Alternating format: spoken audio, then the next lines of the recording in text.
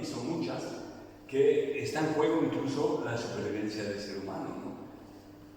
No solo es el cambio climático es lo que da pie a renovar el sistema capitalista en su visión del capitalismo verde, ¿no?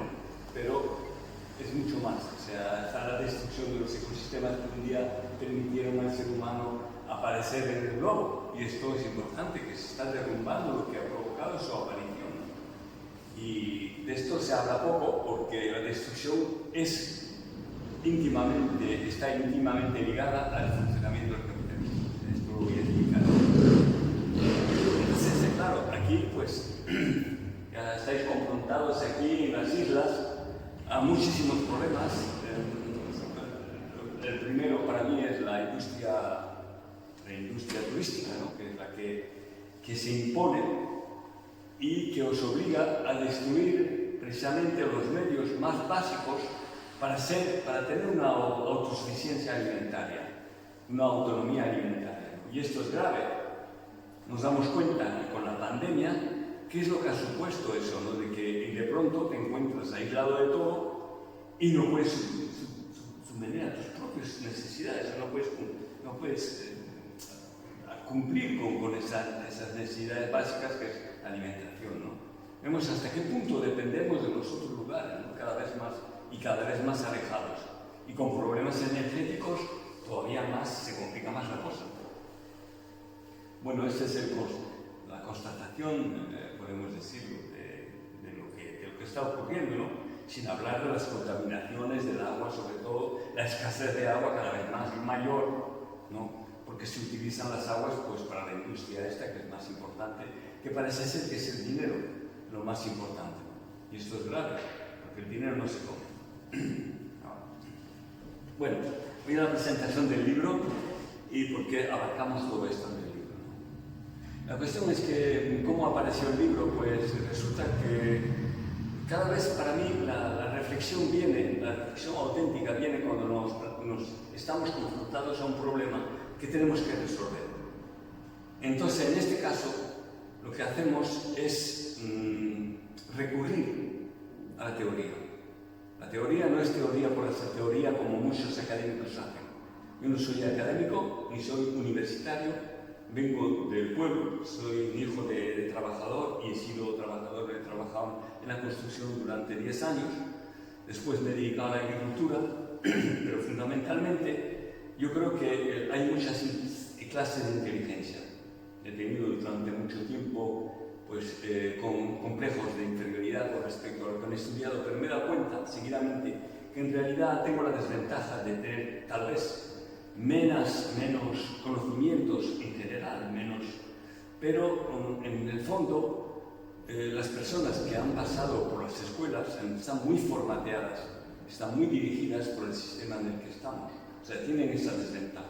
Entonces nos podemos complementar, es lo que hago un llamamiento en el libro para que las personas que tienen estudios muy avanzados pues ayuden a las otras personas que estén reflexionando en cómo cambiar el rumbo de lo que está ocurriendo ahora con el capitalismo, o sea, la destrucción del globo, podemos decirlo así de claro. O sea, entonces, bueno, yo me intenté en los años 87 con un grupo de personas, cuando nos instalamos en la provincia de Málaga, un colectivo, una colectividad, los Arenalejos, que llamamos al principio pues una especie de cualdea que queríamos hacer, pero con un contenido, pues, ¿cómo diríamos?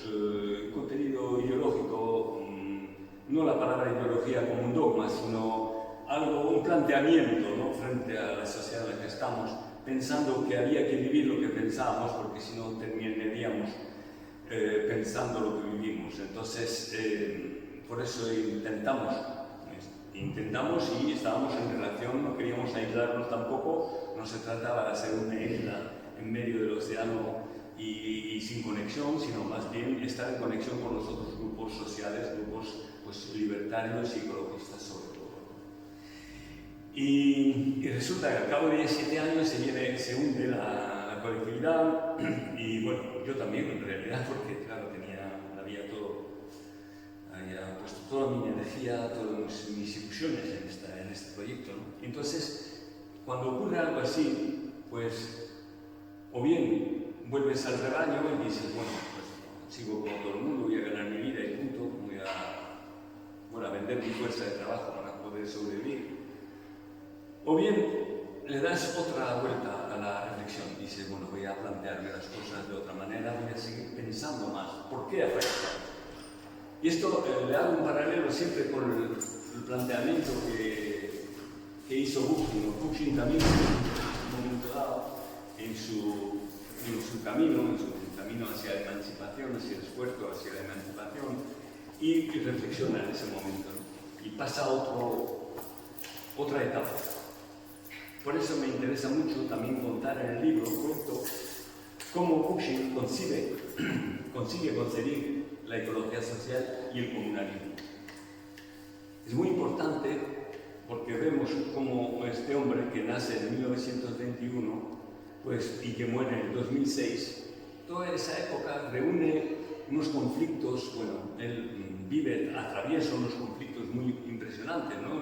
Las luchas de clase, la lucha por los derechos cívicos, la lucha contra la desforestación, contra los problemas ecológicos que se plantean en su época. Y esto le lleva a enfrentarse a veces con otras corrientes y a veces pues tener que debatir también y enriquecer, lo que le permite enriquecer su pensamiento. Entonces yo escribí este libro porque, el primer libro que escribí lo escribí con un compañero suizo, se llama Vincent Javert, el libro se llama Como una ecología social y radical, porque Serge Latouche, que es el papa del decrecimiento en Francia, le pidió que escribiera un libro en los precursores del decrecimiento, la colección de los precursores del decrecimiento, pues un libro sobre Bookchin. Claro, en esta colección de libros pues están parte de Diógenes, los filósofos griegos, y acaba pues muy tarde con otros pensamientos, pasando por el pensamiento de Kropotkin, de Eliseo Reclus y muchos otros investigadores. Entonces presento este libro y en Francia y me dicen, pues mira, ¿cómo lo ponemos esto en marcha? ¿Qué propones tú? Digo, no soy nadie para decirlo, o sea, tenemos que pensar conjuntamente, ¿no?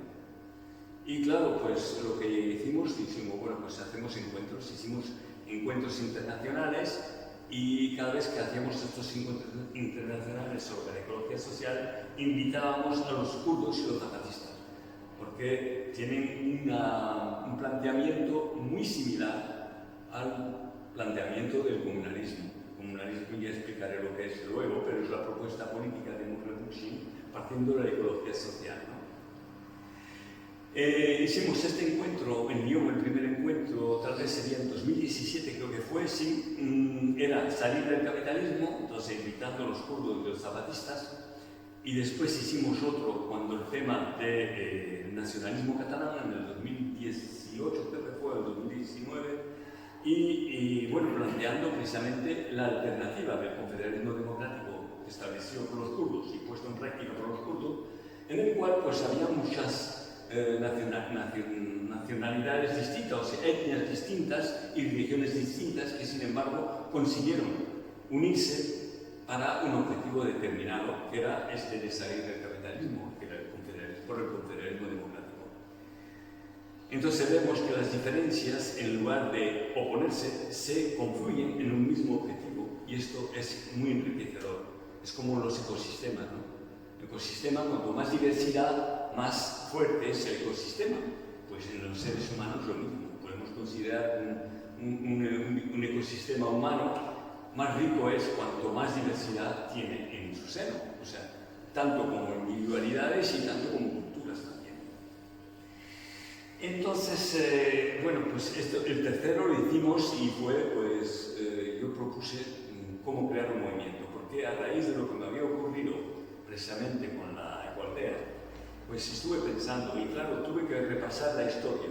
Y la historia para mí, que era desconocida, era el tema de la transición. Y el tema de la transición me di cuenta de que como la memoria histórica en realidad no había aparecido en la superficie de este país, pues resulta que había muchos miedos todavía interiorizados, ¿no? Y una de las causas que se vino abajo fue que hubo como una especie de golpe de Estado una persona pues lo que quería es apoderarse del colectivo, en realidad es ser dueño del cotarro, ¿no? Y para eso pues lo que hizo es crear miedo, decir, mira, esta persona se está llevando al archivo expiatorio, que era yo, en un poco más concreto, porque tiene un planteamiento político y esto es malo, entonces bueno, tuvieron miedo y le apoyaron, ¿no? Y al final pues le apoyaron, pero él volvió a cometer lo mismo, o sea, se cometió otra trampa parecida con otro proyecto colectivo que había al lado. O sea, pero nadie vino a decirle tenía razón. En fin, resulta que a partir de ahí yo estudié lo que era la transición y me di cuenta en realidad de la importancia de lo que había ocurrido, la importancia histórica, ¿no?, de esto.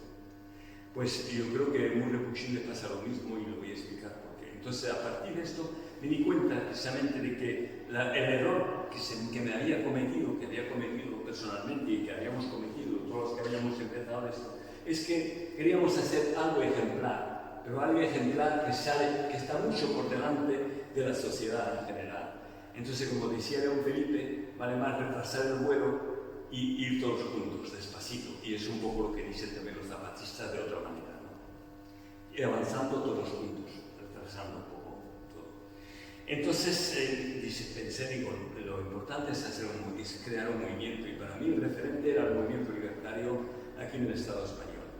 Como ninguno ha sido. O sea, es algo que tenemos todavía mucho que sacarle de esta experiencia, de esta capacidad de crear un movimiento. Un movimiento es, para mí, tiene que reunir varias condiciones. Una condición es saber dónde vamos. Pues para el movimiento anarquista era el comunismo libertario, que era un objetivo, y unir todas las luchas y todas las realizaciones pues hacia un objetivo, ese objetivo, con una ética común, con una cultura que une todo el mundo. Y esa cultura pues estaba difundida por los ateneos libertarios, por las escuelas racionalistas y por el hecho de hacer cosas juntos también, como eran pues, las cooperativas de consumo, las cooperativas de viviendas, como eran los huertos también en común. Había muchas cosas que se estaban preparando. O sea, la revolución no empezó en el 36, para mí empezó ya en 1860, o sea, con la creación de los primeros sindicatos obreros. Pero en esa no hay que olvidar que siempre se nos esconde eso de que el anarcosindicalismo fue el eje central, pero no solamente había esta corriente. O sea, la corriente comunalista era una corriente muy importante, representada mucho por Federico Morales, pero no solamente. O sea, eso tenemos tendencia a olvidarlo, ¿no? Eso eran las luchas de barrios también que había en Barcelona o en Madrid, en las grandes capitales, había luchas muy importantes también de barrio. Bueno, volveré sobre el tema porque insisto sobre esto. Para mí, una de las cosas que desarrollo en el libro es esta. Y para mí no hay que olvidarse, pero no querer reproducir lo mismo. No estamos en la misma época, las circunstancias son completamente distintas. Y ahora explico por qué. Por la vida de Bookchin precisamente puede explicar por qué ya no es lo mismo. Y por qué hay que descartar modelos que no son de esta época. Bookchin nace en 1921. No voy a explicarlo porque es muy... En fin, tardaría mucho, pero también el libro se compone de una introducción. Bueno, ahora lo he ampliado para esta edición española, explico un poco la situación en Andalucía, que es lo que está pasando precisamente con el capitalismo verde, que está inundando toda Andalucía con placas solares. En fin, es un horror lo que está ocurriendo ahí. O sea, nos están quitando las tierras que nos permiten una autosuficiencia alimentaria y están promoviendo la energía verde, que en realidad la energía verde es producir hidrógeno para Alemania. Así de claro. O sea, eso lo dice Turiel, lo dice mucho mejor que yo. Pero Antonio Turiel es alguien que es referente para entender lo que está ocurriendo, ¿no? O sea, en países donde hay poca agua, pues quieren utilizar el agua para hacer hidrógeno, gracias a la energía eléctrica producida por las placas solares. Bueno, esto es una cosa. Pinar Selek es una mujer anarquista turca que yo conocí y que se prestó a hacer la introducción del libro, el prólogo, vamos a decirlo, y esta mujer pues la cogieron, la acusaron de un atentado que nunca había cometido. Ella trabajaba en los barrios periféricos de Estambul, ayudando a las prostitutas y los niños de la calle, y estuvo pues presa, la torturaron, perdió el uso de sus miembros y la metieron a la cárcel. Y las mujeres kurdas la ayudaron, le hicieron masaje, pudo recuperar el uso de sus miembros, pero siempre está perseguida por el Estado turco, y hasta ahora es profesora en Niza, profesora de sociología, pero siempre bajo amenaza de que la extraden a Estambul. Entonces, bueno, para mí era una mujer con mucho valor, es una mujer con mucho valor, con mucho entusiasmo, y quería darle también la oportunidad de que se la conozcan. Entonces, por eso el prólogo está ahí. Y después el epílogo lo hizo otra mujer que me escuchó hablando y en las charlas presentando la ecología social, y que un día me dijo: mira, que gracias a ti en parte, pues es que estoy escribiendo un libro que se llama ¿Cómo ahora soy anarquista? Y esta mujer era diputada de los Verdes. Entonces, para mí también tenía mucha importancia esto, porque hay muy poca gente que es capaz de hacerlo. Es decir, bueno, yo dejo este puesto, que es un puesto tranquilo y económicamente interesante, y me dedico realmente a la verdad. Entonces el libro está compuesto de dos partes. La primera parte es cómo Bookchin llega a concebir la ecología social y proponer el comunalismo como medida para salir, para encontrar una salida a esta impasse que tenemos del capitalismo que nos ha puesto. Y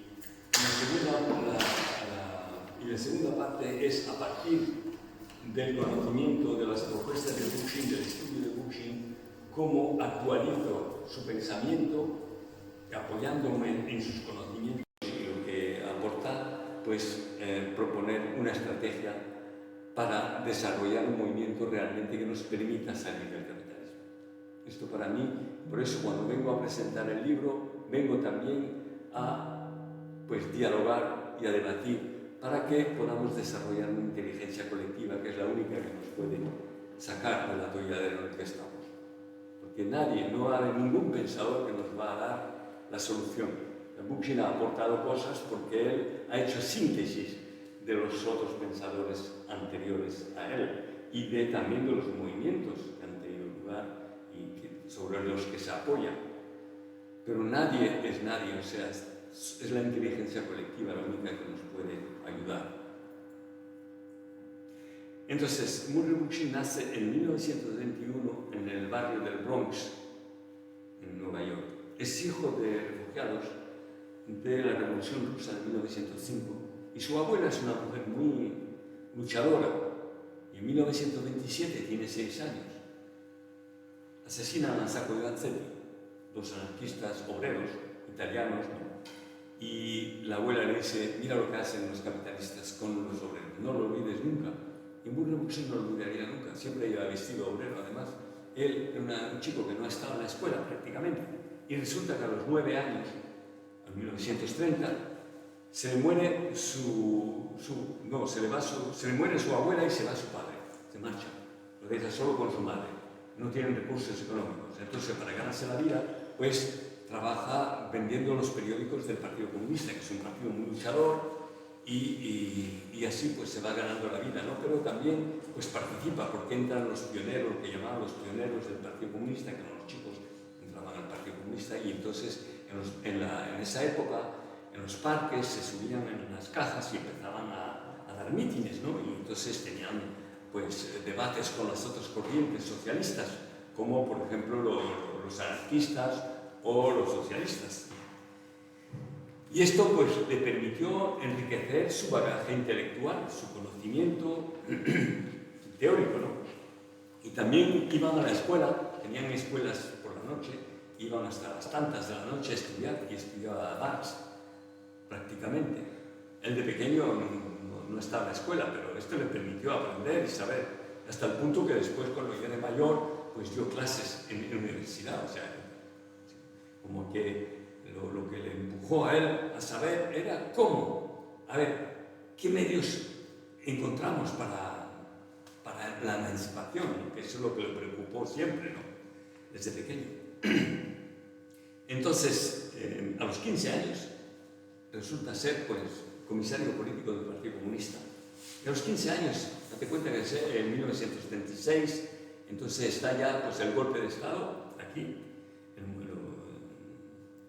de los fascistas, y el 19, por primera vez en la historia de la humanidad, el pueblo, casi sin armas, es capaz de vencer al ejército, ¿no? Para él es algo deslumbrante. Él quiere en ese momento, pues, alistarse en las brigadas internacionales, pero es demasiado joven.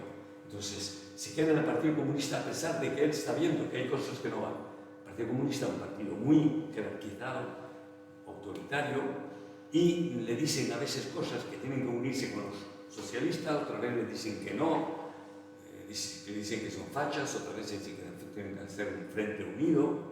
Entonces no entiende muy bien. Dice, estos están obedeciendo en realidad a las órdenes de Stalin. Entonces sale del partido, vuelve a entrar para recaudar fondos para las brigadas internacionales y después ya se sale definitivamente. Y poco a poco se va metiendo con los trotskistas, pero se da cuenta al cabo de un tiempo que funcionan de la misma manera. Pero hay gente que vuelve de la guerra, de aquí, y le cuentan lo que está ocurriendo, le cuentan la revolución que han llevado a cabo, pues más bien los anarquistas y el pueblo, en realidad. Y eso le impacta bastante. Pero él es obrero, él trabaja en la industria del automóvil y piensa que el sujeto revolucionario realmente es la clase obrera, ¿no? Pero resulta que hay una huelga en 1948 en la que participa activamente. Una huelga de 500.000 trabajadores que están en huelga durante 5 semanas de la costa oeste a la costa este. Fue muy fuerte la huelga, pero al cabo de 5 semanas resulta que las cajas están vacías. Y en ese momento ocurre algo que a él lo hunde totalmente. O sea, la esperanza que tenía de que la clase obrera sería la redentora de la humanidad se le viene abajo. ¿Por qué? Porque en ese momento, pues como gana la patronal, le dicen a los obreros, bueno, podéis vosotros ser accionistas de la empresa. Y casi todos aceptan ser accionistas de la empresa. Y el comité, los sindicalistas, los delegados sindicales, se presentan al comité de empresa, o sea, forman parte del comité de empresa. Y se hunde. Él se hunde y dice, ¿cómo puede ser esto? O sea, y da cuenta que la primera contradicción, llega a la conclusión de que la primera contradicción del capitalismo que opone los que han sido desposeídos de los medios de producción y los que les han robado, pues los ricos, los capitalistas, pues resulta que eso han sabido desactivar esa contradicción, la primera contradicción del capitalismo.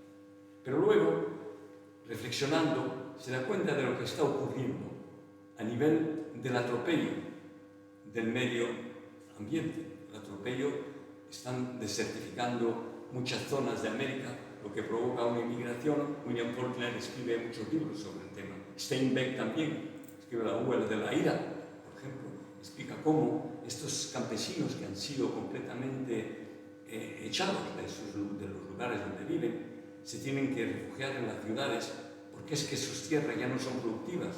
El viento se ha llevado lo mejor de la tierra, el humus, porque la introducción de las máquinas, la industrialización de la agricultura, el uso también de los herbicidas, pesticidas y conservantes, porque los conservantes los usan para almacenar los granos y especular con ellos. Le dicen que no hay, suben los precios, lo van vendiendo. Entonces, todo esto él no se da cuenta y dice, esta es la segunda contradicción del capitalismo y esta contradicción no la van a poder superar. Es la destrucción del medio ambiente. ¿Por qué? Porque el capitalismo es de por sí un aparato que tiene por dedicación crecer o morir. No tiene otra. O sea, tiene que ser competitivo en el mercado y las empresas se van comiendo las unas a las otras y para eso tienen que buscar todos los medios para producir, ya sea lo que sea. O sea, cualquier cosa es buena con tanto que se venda. el ocio se vende. Aquí vemos el turismo como es una industria la más grande, ¿no? Y esto no se puede parar. O sea, como dice Marx, un sujeto autómata. No son los capitalistas en sí. Los capitalistas en sí, claro, ellos se aprovechan y los malvados suben arriba en los puestos más elevados del capitalismo. Pero en realidad todo el mundo forma parte del capitalismo. Ya no somos los obreros, no tenemos una autonomía como hemos podido tenerla, o estábamos cerca de poder obtenerla un momento dado en la historia.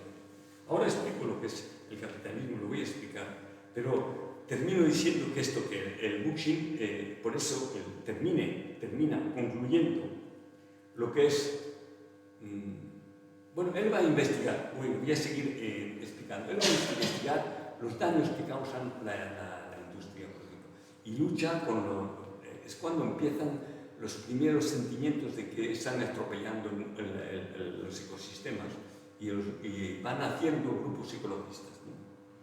Y en 1952 él ya está publicando cosas sobre que los productos utilizados en la agricultura provocan enfermedades y cánceres. Y esto los alemanes, los verdes alemanes, los movimientos ecologistas alemanes, que son de los primeros aquí en Europa, van a basarse mucho en sus escritos sobre el fenómeno este de los problemas de un mundo sintético, que él escribió un libro que se llama El mundo sintético en 1962, 6 meses antes de Rachel Carson, que Rachel Carson da el pistoletazo a los movimientos ecologistas y se llama ¿cómo es? La primavera silenciosa. Y él dice, la primavera silenciosa acabó por silenciar mi libro. Y en realidad sí, ¿por qué? Porque precisamente el de la primavera silenciosa no cuestiona el capitalismo, no va a las causas de la destrucción de los ecosistemas. Ella va, pues, es lo que llamamos medioambientalismo, que van a proteger la naturaleza, pero no van a las causas que producen la destrucción de la naturaleza. Por eso, la ecología social es una ecología radical. En ese sentido, Bookchin va a llevar 2 encuestas o 2 investigaciones como un investigador, vamos a decirlo. La primera es saber cuáles son las causas. Entonces analiza las causas por las que se están produciendo estos atropellos de la naturaleza, ¿no? Y entonces, pues, va a investigar y llega a la conclusión de que los problemas ecológicos ahondan sus raíces en las injusticias sociales y las injusticias sociales en la dominación. O sea, es una cadena. O sea, todo empezó con la dominación del hombre sobre la mujer, por ejemplo, uno de los ejemplos. Después del rico sobre el pobre, del blanco sobre el negro, en fin, todo esto alimenta lo que es las injusticias sociales que más tarde aparecen cada vez más. Y llega a esto de que el capitalismo ha sido una ruptura antropológica en las sociedades humanas.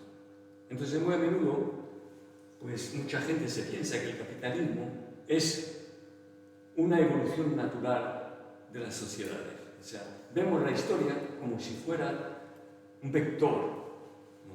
Y siempre va hacia una meta y no hay, o sea, es así, o sea, es natural, vamos a ver, naturalificación de la aparición del capitalismo, del Yeltsin.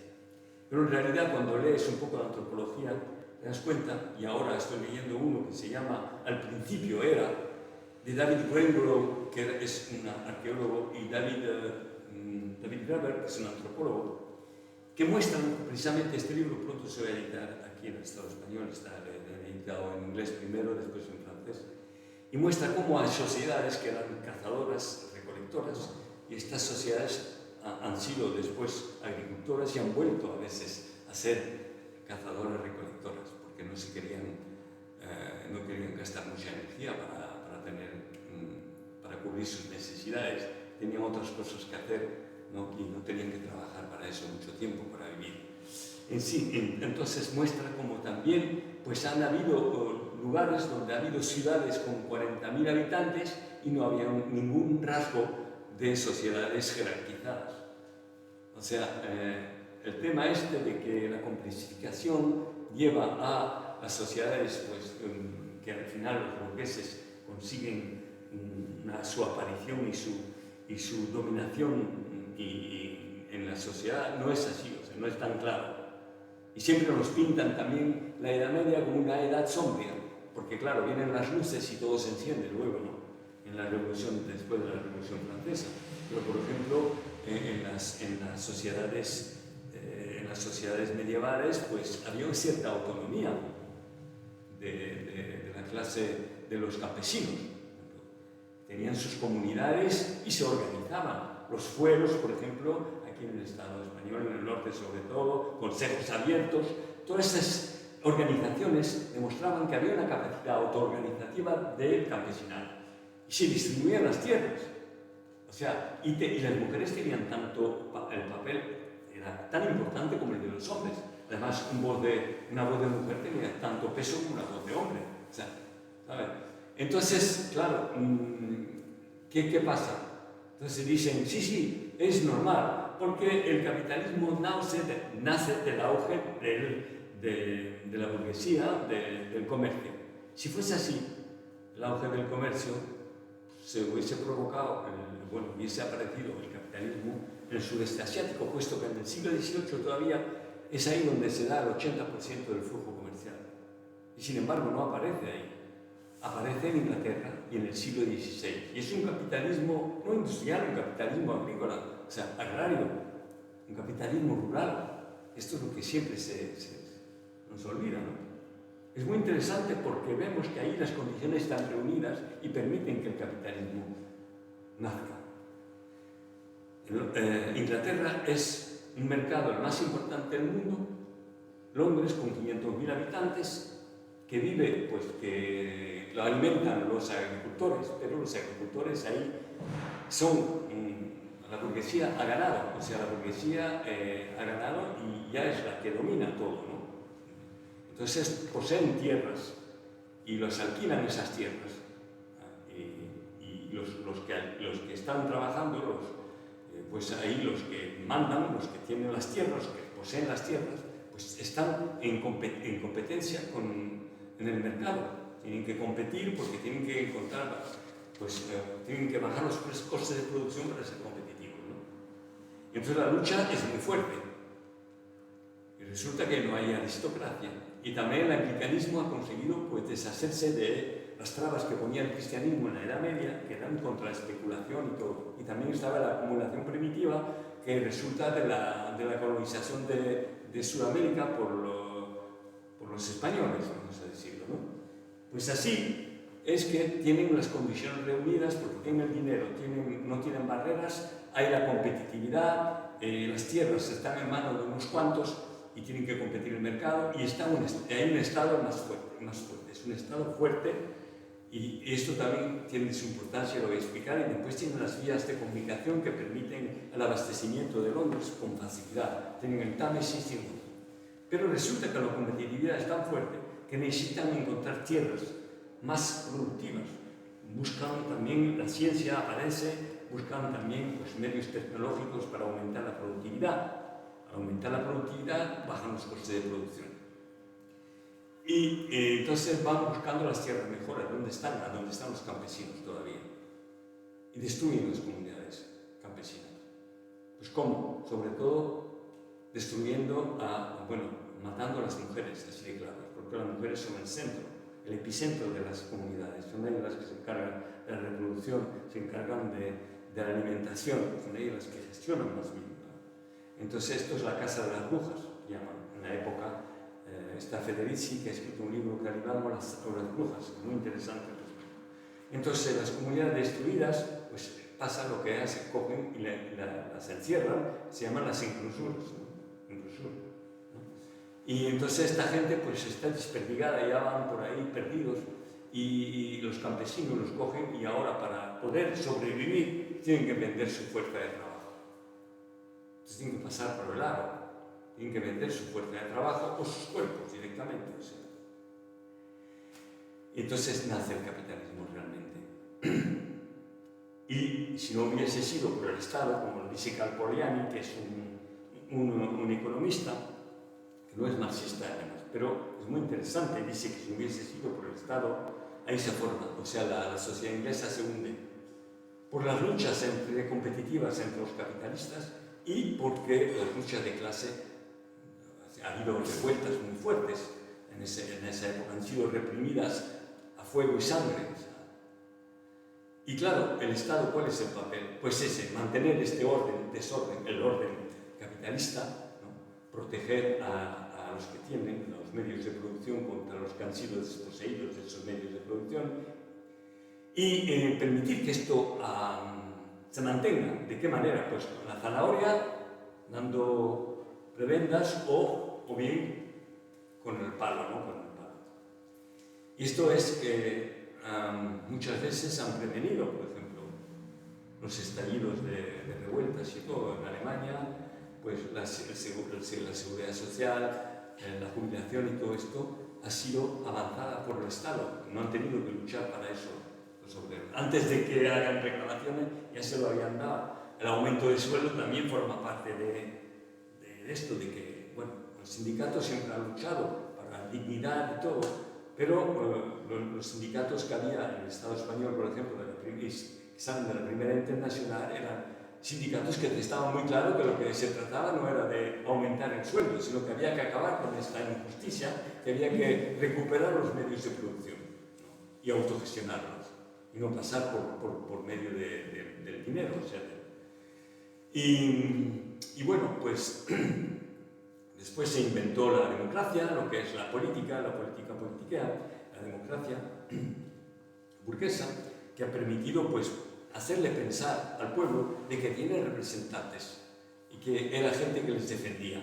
Y esto no ha sido así, o sea, esto para mantener el sistema siempre también. Entonces Bookchin llega a la primera conclusión, esa.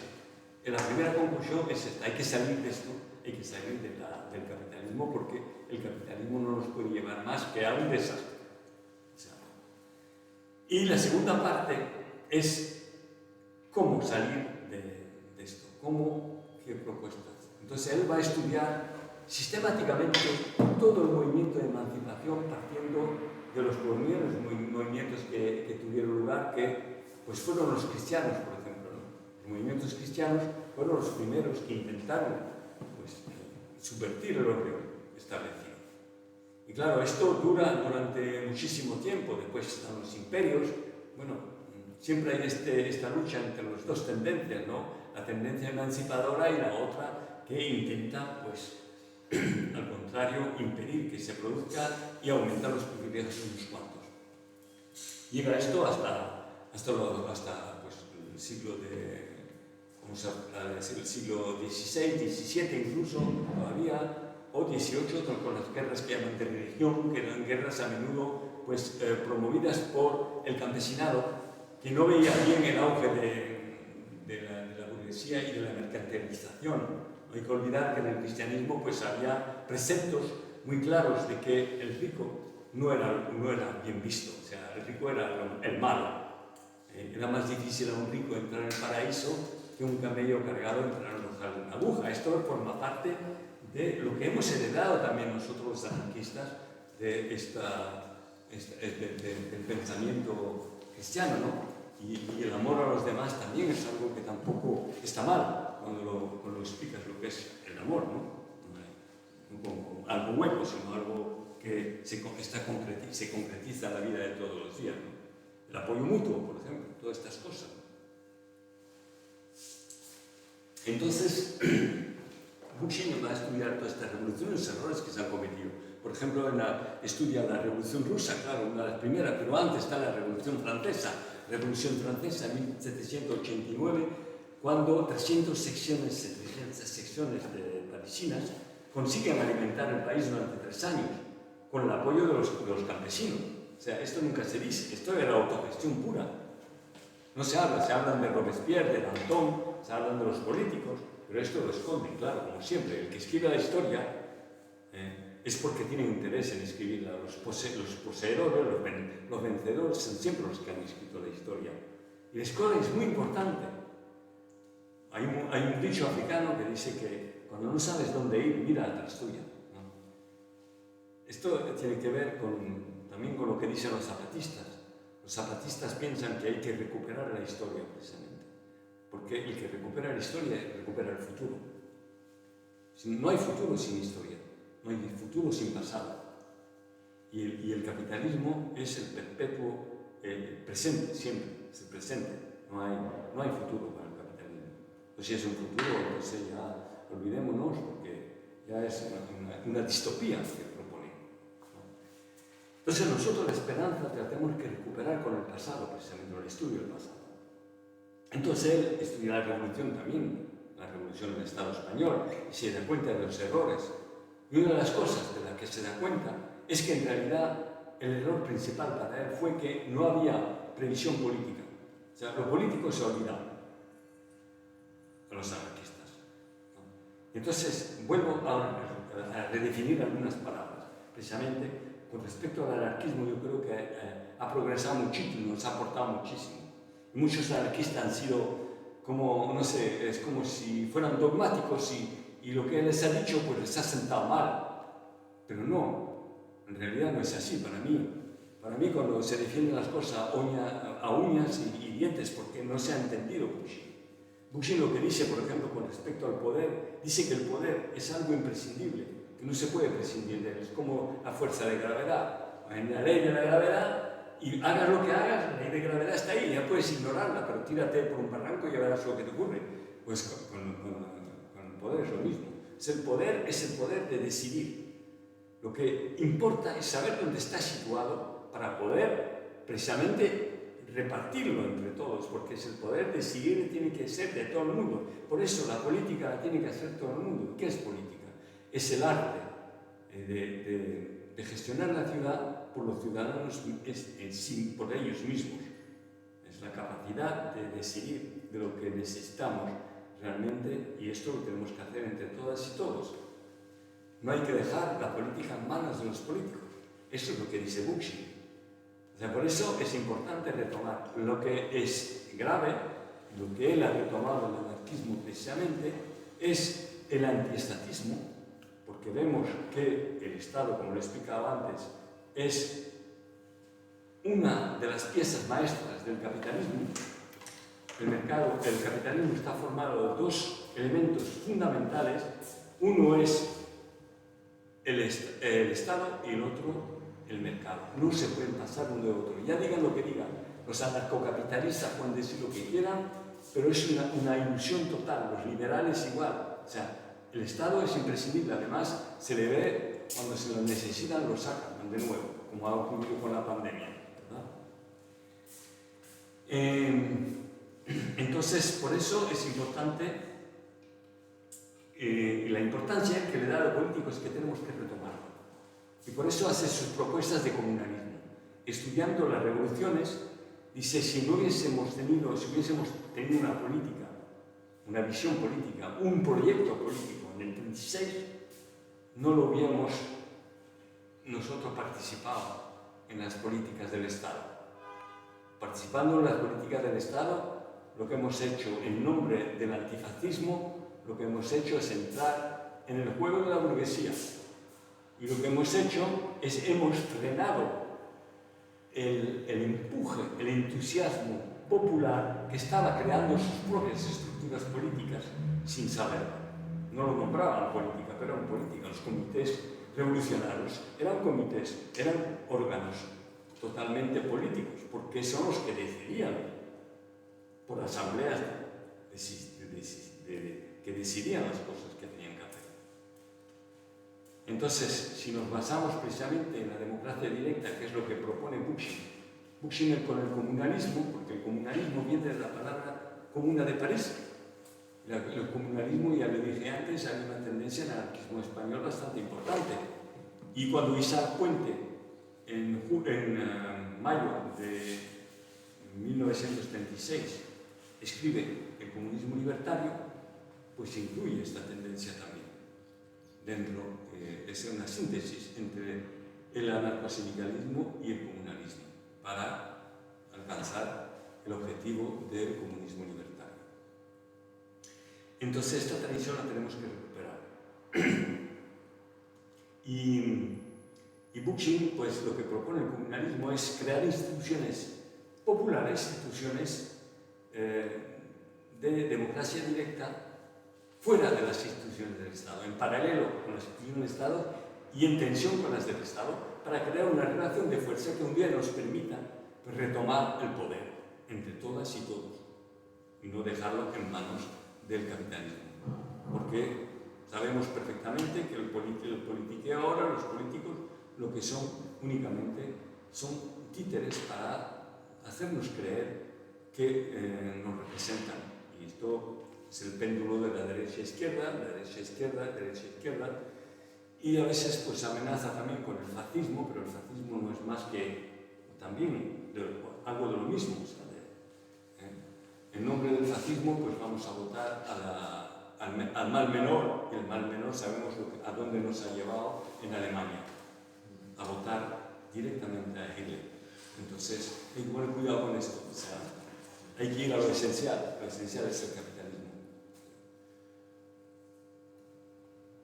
Bueno, con esto cierro la primera parte y empiezo con la segunda. La segunda parte es lo que mi aportación al pensamiento de Bookchin, porque pienso que Bookchin ha escrito algo textualizado en Estados Unidos. Nosotros estamos en Europa. Los kurdos han adaptado el pensamiento de Bookchin. En 2022 han dicho, le han dado las gracias a Bookchin. Bookchin estaba ya cansado, enfermo, y dijo, bueno, pues os deseo lo mejor y os doy las gracias por haber reconocido mi trabajo y ahora pues os deseo lo mejor y suerte para lo que queréis hacer. Y hoy ya lo han nombrado confederalismo democrático y la han adaptado a las condiciones en las que están. Nosotros nos referimos a menudo al zapatismo, pero lo mismo, no podemos copiar y pegar lo del zapatismo. El zapatismo es una condición muy especial, una tradición también indígena muy importante que es de relevar, es muy interesante, pero no es la nuestra. Nosotros tenemos nuestro pasado y tenemos nuestras tradiciones revolucionarias sobre las que tenemos que apoyar.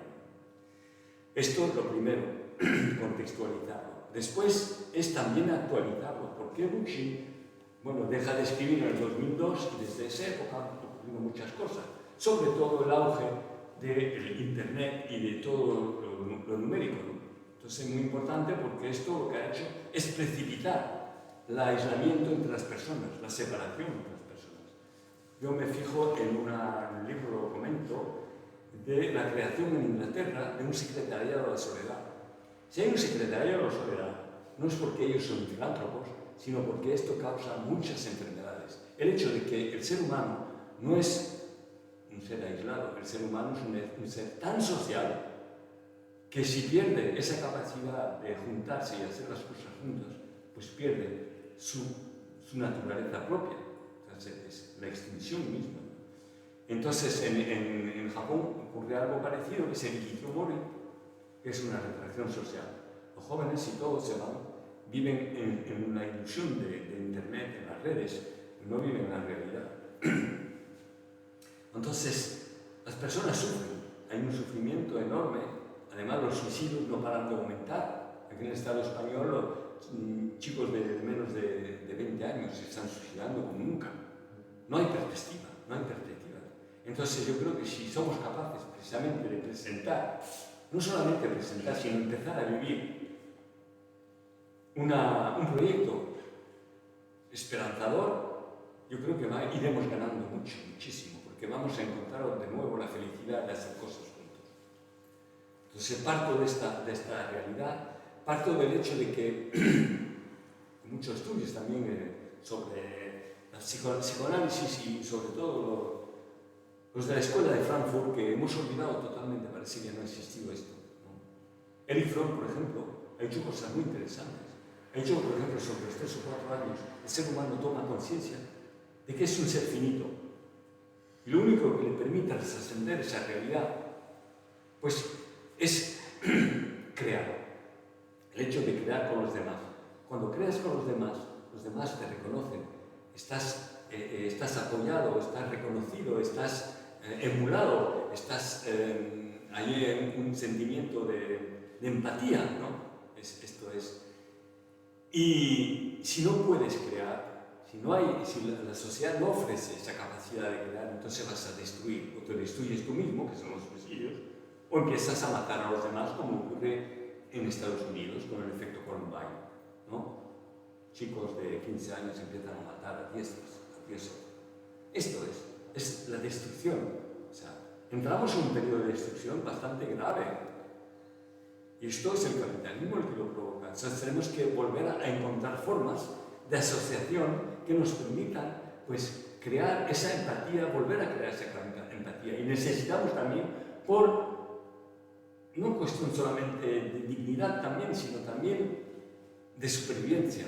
Que hablábamos antes cuando el tiempo de la pandemia nos dimos cuenta de la fragilidad en la que estamos, ¿no? Porque si de pronto nos encontramos con las estanterías de los comercios vacíos, de los supermercados vacíos, y es que dependemos, por ejemplo, aquí en estas islas, si ocurre otra cosa así parecida, ¿a dónde está la autonomía alimentaria de estos lugares? Sin embargo, potencialmente la tenéis aquí, como la tenemos nosotros en la península, en todos los sitios la tenemos. Pero si las tierras, si las comen los edificios, si la comen el alquitrán, a ver cómo podemos sobrevivir, solamente sobrevivir. O sea, tenemos que pasar por el aro. O sea, nos dice, el turismo nos permite vivir, no nos permite vivir, nos permite sobrevivir, pero ¿a costa de qué?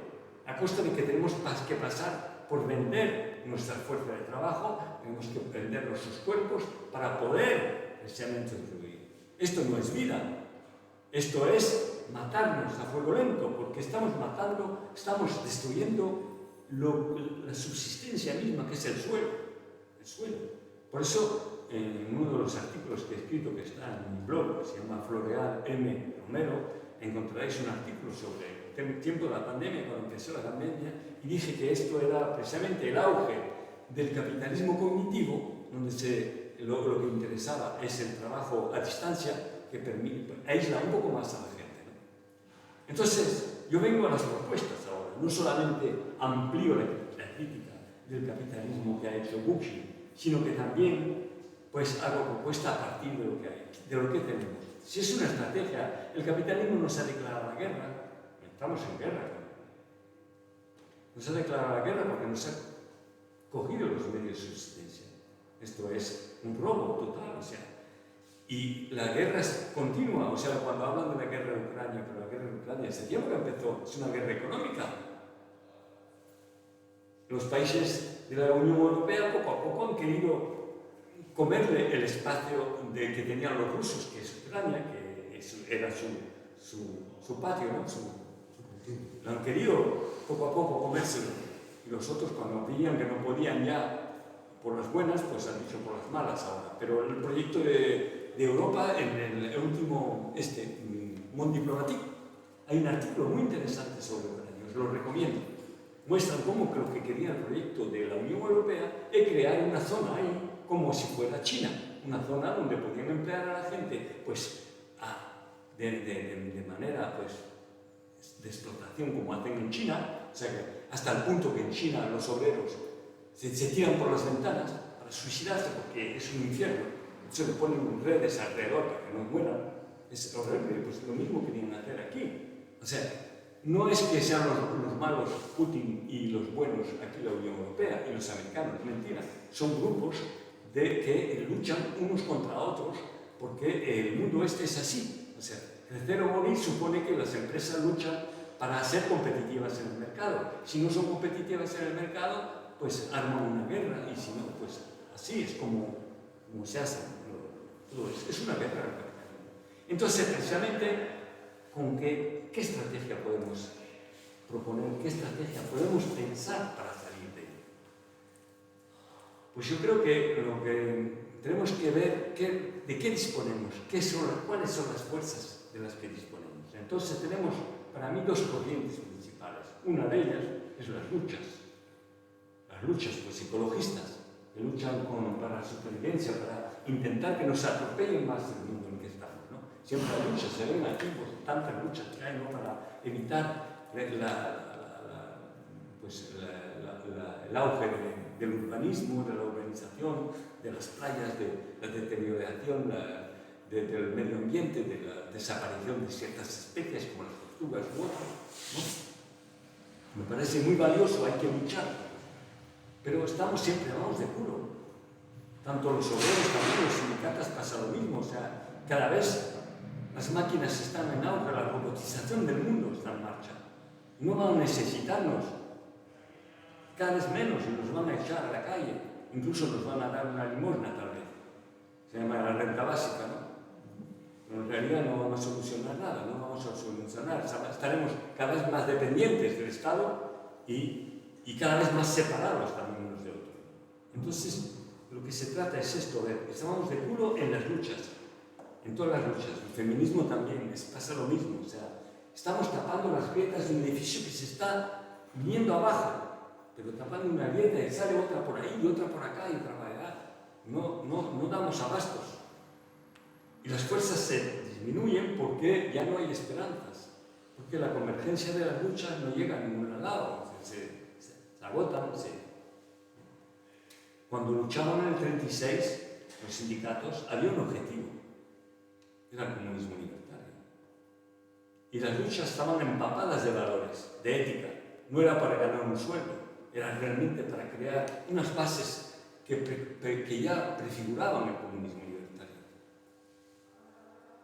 Habían los ateneos, estaban los ateneos también, estaban, pues, como dije antes, las cooperativas de consumo, las cooperativas de vivienda, estaba el proyecto de urbanismo social, que nunca hablan, casi nunca se habla en ningún lado, Buxin no lo conozco tampoco, que era el proyecto de hacer ciudades que no pasaran de 100.000 habitantes para poder gestionarlas colectivamente, donde se decidían de las necesidades reales, no de las publicidades, no las nuestras, donde los edificios no tendrían más de 3 pisos, donde el sol le daría por todo, donde el lugar de trabajo no estaría alejado del lugar de vivienda para evitar los transportes inútiles, donde gasta mucha energía y se contamina enormemente, donde el agua que salía de la ciudad tenía que ser tan limpia como la que entraba, donde se usaban energías renovables como los molinos de agua o de viento.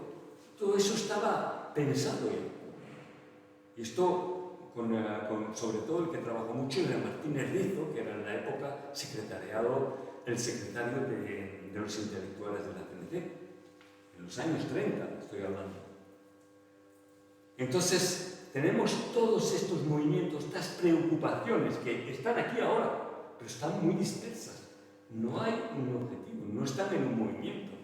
Después, aquí tenemos también las alternativas. Una de las alternativas que era tan mal vista en la época era la agricultura ecológica. En los años 70, sobre todo en Francia, pues había neorurales. Esta gente se fue al campo defraudada por la revolución del 68 y ahí querían crear un mundo nuevo. Con la agricultura ecológica, con también las energías renovables, tenían ese proyecto y sin embargo, pues ahora forma parte de la oferta del capitalismo. Productos ecológicos, para los ricos sobre todo, para los que tienen más pasta, y los otros pues que coman basura, McDonald's y otro. Vale.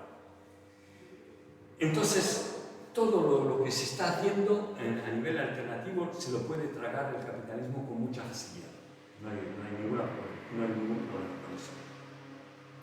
Y también están comunas, hay muchas comunas, y hay colectivos, y todo esto es interesante, huertos colectivos también, pero aislados si se piensan que están haciendo la revolución por sí mismos, y se juntan otras, pues así, van a juntar, pero es una ilusión, Entonces por eso es importante para mí, los movimientos de lucha pueden aprender de los movimientos alternativos, y a la inversa, los movimientos alternativos pueden encontrar energía por parte de los luchadores.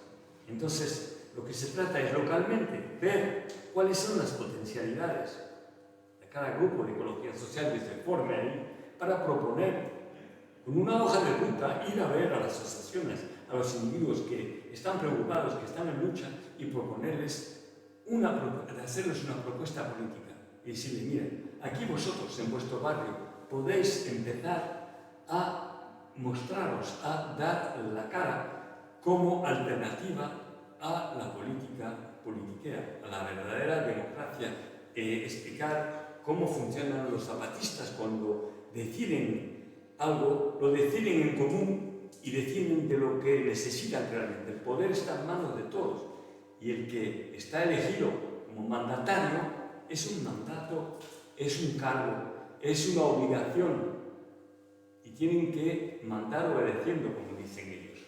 Tienen un cargo que dura tanto tiempo, pero hay turnos, se turnan.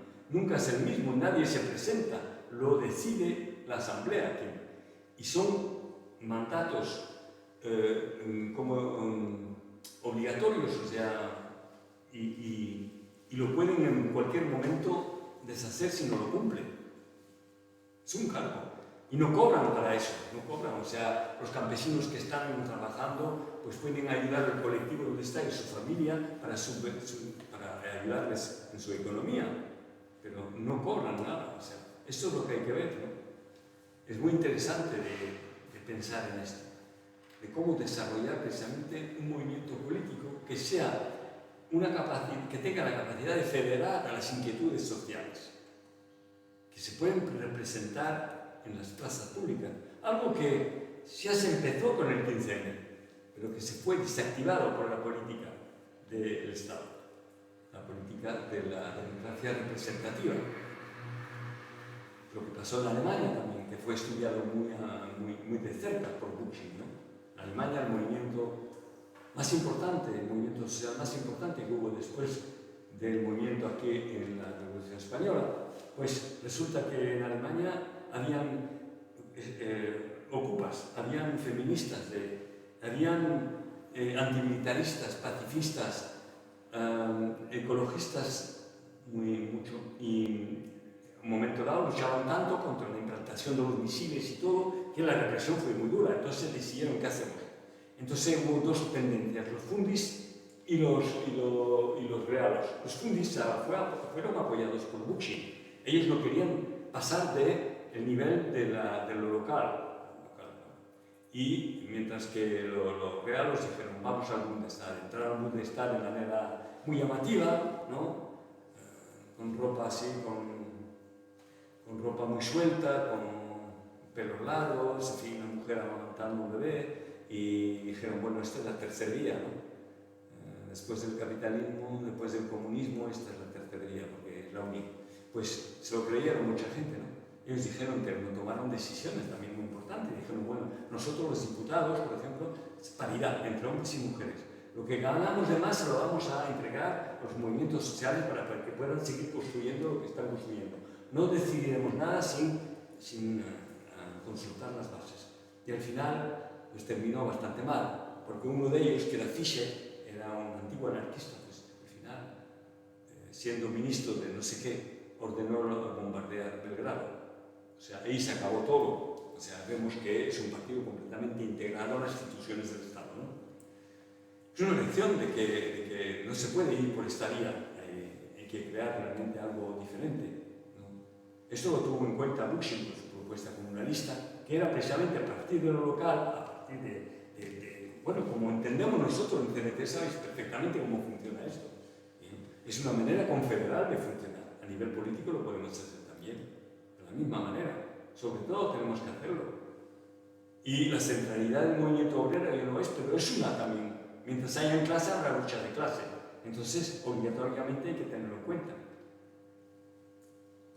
Bueno, creo que he dicho lo principal, lo otro lo encontráis en el libro, más detalles, pero esto lo que me interesa es eso, es intercambiar y reflexionar conjuntamente en la inteligencia colectiva. Eso es lo que me gustaría desarrollar entre todos y todas, ¿no? Por cierto, en Francia hemos creado una red de ecología social y comunalismo, se llama así, y todavía no se trata de hacer cosas concretamente, porque todavía no somos bastante, estamos muy desperdigados también, pero muy a menudo son colectivos los que participan en estos encuentros y vamos reflexionando. Y por eso hemos hecho una hoja de ruta, hemos escrito una hoja de ruta que es básica para todos los movimientos que se puedan presentar. La hemos traducido en castellano, en inglés, pero en alemán no, en inglés sí, en portugués también. Y bueno, pues aquí en el Estado español yo hice algunas presentaciones por Galicia, por Asturias, por Castilla y por el Levante. Y tenemos, bueno, me han propuesto ya de crear también una red aquí en el Estado español. Entonces cuento con vosotros también, si queréis, yo os puedo enviar la hoja de ruta, pensadlo, vamos a tener una reunión previa. Creo que vamos a hacer esta reunión, pues vamos a constituir la red, será en la península, por cerca de Madrid, creo, en la primavera que viene, y en el mes de diciembre tendremos una reunión previa, organizativa, creo que es en Bilbao, pues precisamente con personas de CNT de Santander, CNT de Bilbao también.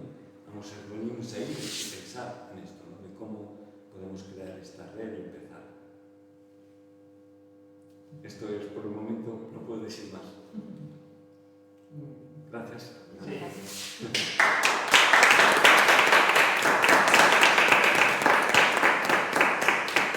Bueno, no sé si quería comentar algo para tomar palabra.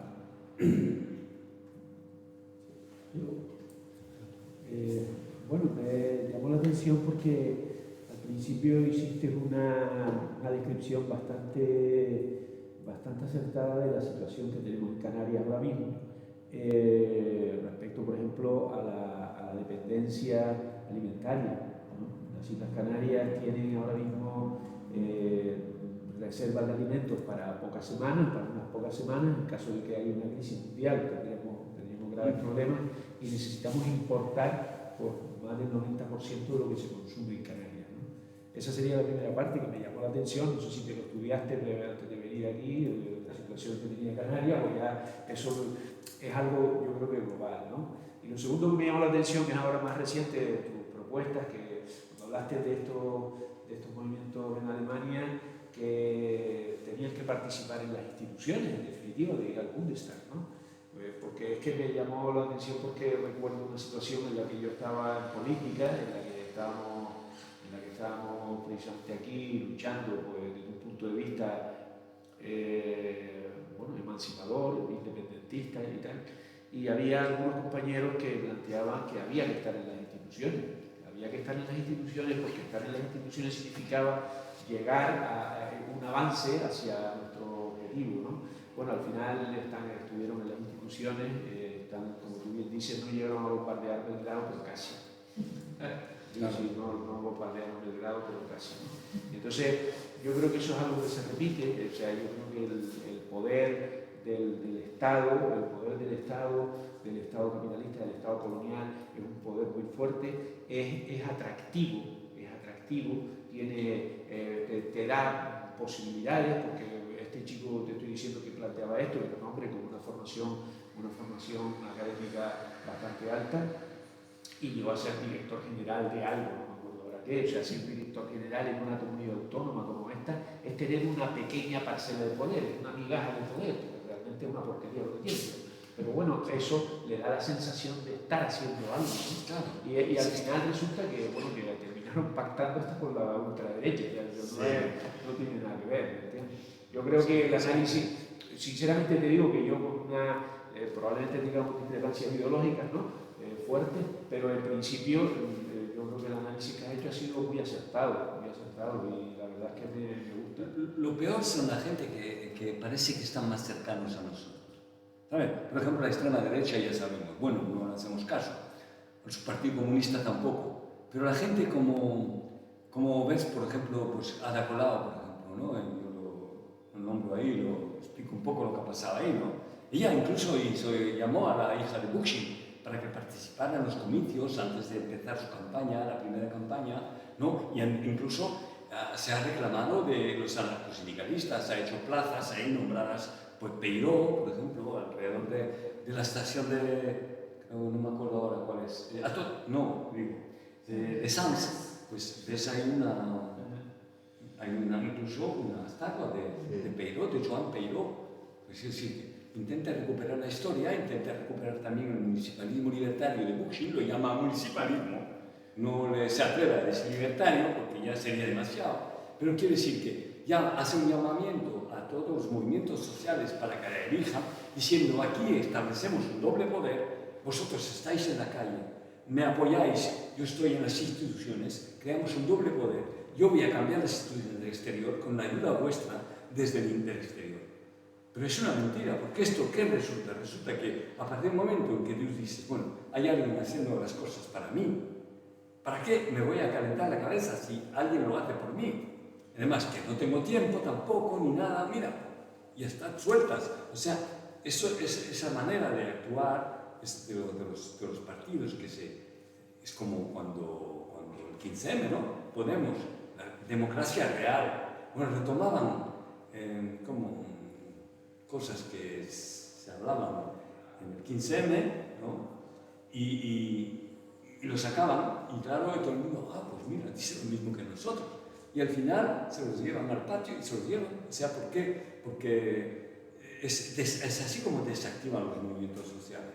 Y a veces me pregunto yo si esto no es algo pensado ya, no es algo, es una estrategia del Estado para desactivar los movimientos sociales. En lugar de mandar la policía y de gastarse dinero así, pues creo que se ahorran un montón de dinero y un montón de antipatía, pues creando algo que es parecido y se los llevan al río así. Yo te quería comentar que, bueno, yo tengo la perspectiva de la militancia en la CNT, pero creo que es algo que se puede trasladar a otros muchos movimientos y a otras muchas organizaciones. Y es que, bueno, tú comentaste al principio, hiciste la exposición de cómo había surgido el capitalismo, cómo se había obligado a los campesinos, que eran los que tenían de forma natural relaciones de solidaridad, de apoyo mutuo, los habían llevado a las ciudades y allí se habían convertido en la clase trabajadora del capitalismo moderno, ¿no? Y en este tipo de debates siempre tenemos la idea de que el sujeto revolucionario que nosotros conocemos históricamente del año 36 o anteriores de otros procesos revolucionarios tenía unas características distintas al sujeto moderno, ¿no? Y es algo que vemos mucho en nuestras organizaciones, la dificultad para establecer esas relaciones de igualdad y de solidaridad, porque se busca sobre todo una relación mercantil, una relación de prestación de servicio. Cuando estoy en un sindicato, voy buscando una prestación de un servicio, ¿no? Resulta muy difícil rebasar esa frontera. Y en otros movimientos sociales, en los que no participo, pero sé que pasa algo muy parecido, ¿no? Y es muy difícil intentar establecer esa relación de solidaridad con alguien que interpreta todas sus relaciones como relaciones de intercambio. Entonces, en los movimientos ecologistas y sociales que no tienen quizás ese cariz, ¿no? Sí que, como los movimientos en contra de un tal puerto de Agaete, de la Girosol, no sé qué, o incluso con hechos sociales como puede ser la inmigración. Se crea una red de solidaridad, de apoyo mutuo de personas que ayudan a las personas migrantes, pero falta siempre como un punto de cohesión social, un punto de cohesión social que haga trascender esos pequeños conatos de solidaridad más allá de lo que son. La CNT se mantiene quizás porque ha heredado una idea que a un grupo de gente se la ha metido en la cabeza y no la suelta y por eso no desaparece, ¿no?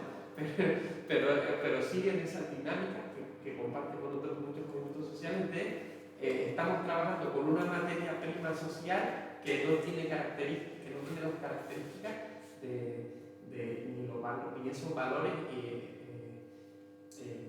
interiorizados de apoyo mutuo, de concepto de sí mismo, de concepto de clase social, y bueno, eso era el comentario que yo te quería hacer, sobre todo porque me lleva a un punto bueno, estamos en un punto de no retorno, es decir, estamos en un momento en el que no hay nada que hacer.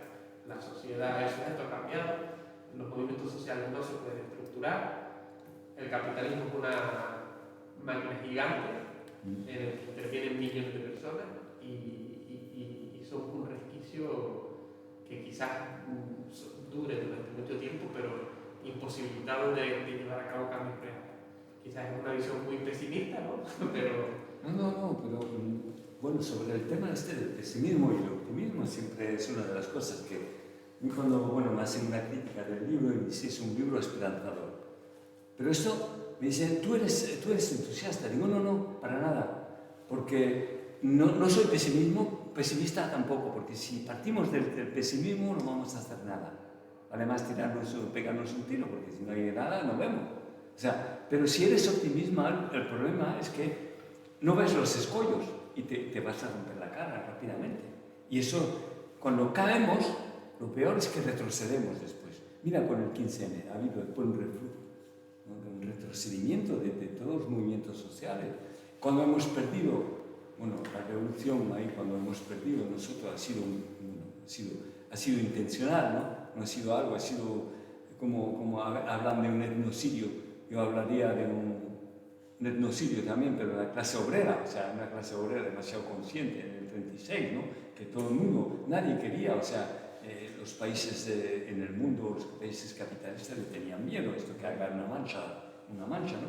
Entonces, claro, y después, ¿qué pasó? Cuando hemos perdido, ha sido tanto tiempo, y el desánimo que crea todo esto, ¿no? Cada vez que perdemos. Entonces, por eso no nos podemos permitir ahora el perder, no podemos permitirnos. Entonces, para eso hay que tener mucho cuidado en las trampas que se nos presentan. Por eso, ser optimista a veces te impide ver estas trampas.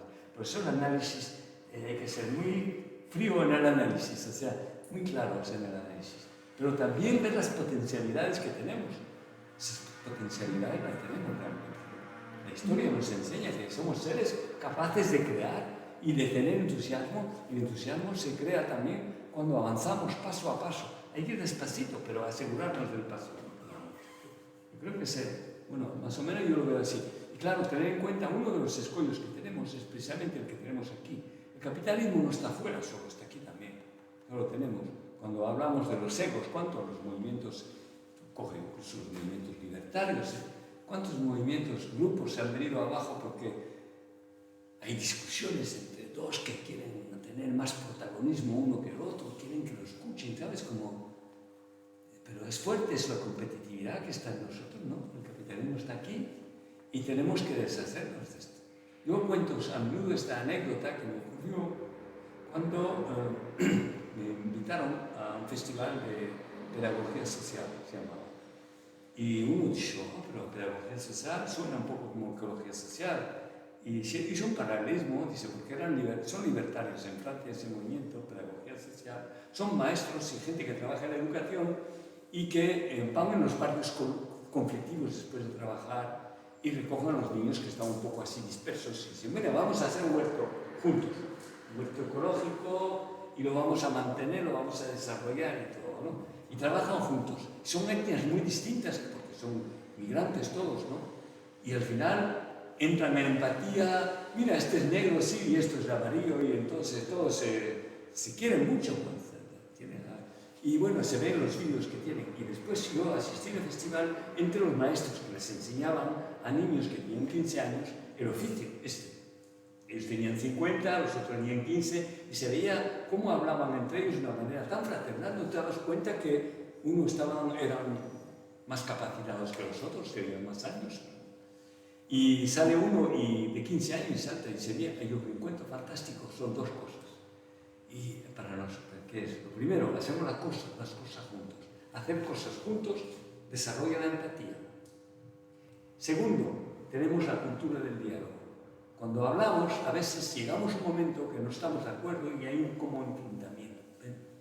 Entonces decidimos que en ese momento hay que pasar a otro momento. Y al día siguiente volvemos a eso, pero con tranquilidad, tal vez por otras vías, volvemos a discutir de lo mismo y al final avanzamos en la discusión.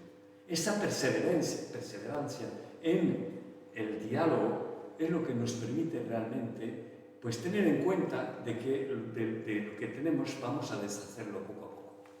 Vamos a deshacer esas trabas que nos ha puesto el capitalismo, esos valores que tenemos interiorizados y que son inconscientes en nosotros y son de naturaleza emocional, no son cosas intelectuales, es emocional, no lo sabemos y surge así. Y lo que dice el otro, bueno, te pone de mala leche porque parece que te está atacando. No, te está atacando, es su punto de vista. Déjalo, tranquilo, vamos a... Y eso es el aprendizaje. Para mí, el Ateneo Libertario, un Ateneo libertario, tiene que trabajar también estas dimensiones de lo inconsciente. Si no, no avanzamos, ¿sabes? No vamos a avanzar. Es importante. Yo creo que por eso mismo, creo que, bueno, he intentado abarcar en este libro todos los aspectos, no solamente uno o dos, como muy a menudo ocurre, ¿no? Se habla de crecimiento, pero no se va a la raíz de los problemas, ¿sabes? Y esto a menudo, pues, hace que un tío como Garzón habla de decrecimiento en el gobierno. ¿Cómo puedes hablar de crecimiento en un gobierno, en un Estado, que necesita precisamente el dinero que le procura el capitalismo, el mercado? Aquí, por ejemplo, ¿cómo el turismo, cómo se aguanta? Con el avión, ¿no? ¿A qué precio están los billetes de avión para venir a Canarias? ¿Han tirado? ¿Cómo es eso? Un avión no gasta gasolina. El queroseno no pagan impuestos. El gobierno no tienen tasas para desarrollar precisamente esta industria que es el turismo. Así que vemos que cómo pueden hablar, es como los ecologistas que también hablan de decrecimiento y entran en el gobierno, por ejemplo, como Riesman o la Yayo Herrero. ¿Cómo entiendes esto? Hay una incoherencia total, pero ese es un desconocimiento y esto es una herencia de la izquierda, lo que llaman la izquierda, no la izquierda que reclaman los zapatistas o que reclamaba Bookchin. Bookchin quería desarrollar una nueva izquierda, con los valores de la izquierda, a ver si me entienden. Los valores de la izquierda que son solidaridad, apoyo mutuo, deshacerte del capitalismo. Estos son los valores, Ahora, los medios para conseguirlo, eso ya es otra cosa, pero erróneos totalmente. Pero como gente así, es el error fundamental a mí de esta corriente que ha hecho que hemos perdido frente al capitalismo. Esta corriente es la que nos ha hecho perderla. Además, no tiene audiencia prácticamente ya. Los zapatistas dicen, somos de izquierda, pero abajo a la izquierda, ¿sabes? Abajo. No hay Mira, pero bueno, de los movimientos, o sea, así de lo que está pasando ahora de la juventud contra el medio ambiente y así, bueno, ¿qué piensas? Las luchas que hay. Sí. Bueno, hay gente que se involucra, pero son gente que a veces ni pertenecen a ninguna organización ni nada. Son gente que van espontáneamente y dicen esto ya está bien y vamos a defenderlo, ¿no? Nos están estropeando nuestro medio, vamos a enfrentarnos, encadenan a las máquinas y me parece muy bien que lo hagan. Pero tiene que haber más allá, o sea, tenemos que ir más allá de esto. Hay que incluirlo, pero en una dimensión más importante que incluye pues las estructuras sociales y políticas. Tenemos que desarrollar porque si no vamos a estar siempre a la defensiva, tenemos que pasar a la ofensiva ahora. No es fácil, no digo que sea tarea fácil, pero es que no nos queda otra, a ver, no sé. Respecto a lo de construir esta especie de realidad paralela o institución paralela política, claro, la idea previa que uno puede tener a lo mejor de lo que podría ser equivalente, que es el sindicalismo revolucionario, ¿no? Utilizar la estructura del sindicato para construir esa organización política alternativa al Estado, siempre se daba en confrontación, pero no paralelamente, o no en competencia con el Estado. Es decir, el Estado se iba a destruir por la acción política, por la revolución insurreccional, y era a lo mejor el sindicato que eso era una corriente, ¿no? Porque había otras que no coincidían, incluso estaba el municipalismo utilizar esas pequeñas entidades locales políticas para instrumentalizarlas, por así decirlo, pero no eran en paralelo tampoco, porque no hubiesen dos ayuntamientos, ¿no? Sí. Entonces, esa idea de construir una especie de estructura política paralela al Estado es lo que más me llama la atención. Yo lo veo interesante, porque además, ¿sabes lo que pasa? Es que también basarse en el sindicato para, bueno, por ejemplo, dar el poder a los obreros. El poder no tiene que estar en manos de los obreros, tiene que estar en manos de los ciudadanos, de los que viven en un sitio, porque van a decidir de lo que necesitan realmente. Entonces van a poner en marcha, pues, fábricas o talleres que van pues, todo el mundo tiene que trabajar, ¿no? No hay gente que no va a trabajar y otros que van a trabajar. Las fábricas que existen ahora a lo mejor no corresponden para nada a las necesidades. Por ejemplo, en Grecia, cuando han ocupado fábricas, no han vuelto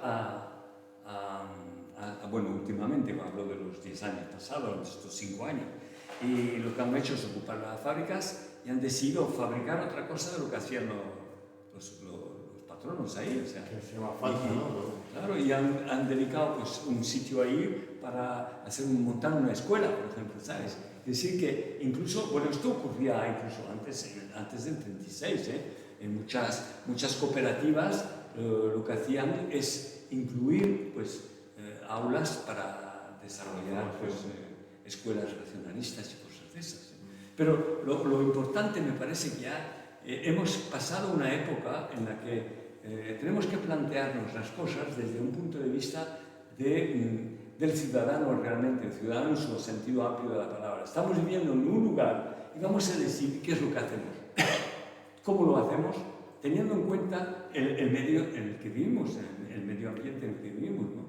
Porque este nos puede ayudar. Por ejemplo, yo hablo de técnicas agrícolas, por ejemplo, que no son solamente agrícolas, que es la permacultura, por ejemplo.